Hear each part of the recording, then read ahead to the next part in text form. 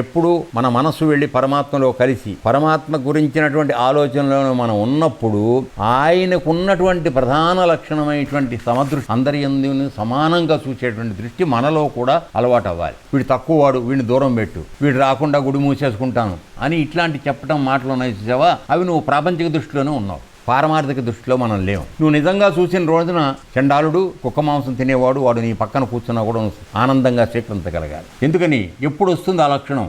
అందరిలో ఆ పరమాత్మను చూడటానికి వచ్చిన అర్హతని కలిగిన రోజున అది వస్తుంది. లేకుండా నువ్వు రాలేవు, దూరం మెయింటైన్ చేయాలని అనుకుంటూ ఉంటావు. అదేనా? కాబట్టి నేను మనవి చేసేది ఏంటంటే, నీ యందు పరమాత్మ తెలిసింది, నీకు ఆత్మ సాక్షాత్కారం కలిగింది, అంతటా నీవు ఆత్మను చూడగలుగుతున్నావు అనుకుంటే దానికి ప్రధానమైన గుర్తు నీవు అందరి పట్ల సమానంగా ఉండాలి. తక్కువ ఎక్కువలు మాట్లాడే పని రాకూడదు. మామూలుగా ప్రపంచంలో కులాలు వాడు రాకూడదు, ఇచ్చేయకూడదు అని మాట్లాడుతూ ఉంటారు కదా, అవి రాకూడదు ఇక్కడ. అప్పుడే నువ్వు పరమాత్మని, పరబ్రహ్మాన్ని అందరిలోనూ చూడగలిగిన వాడు.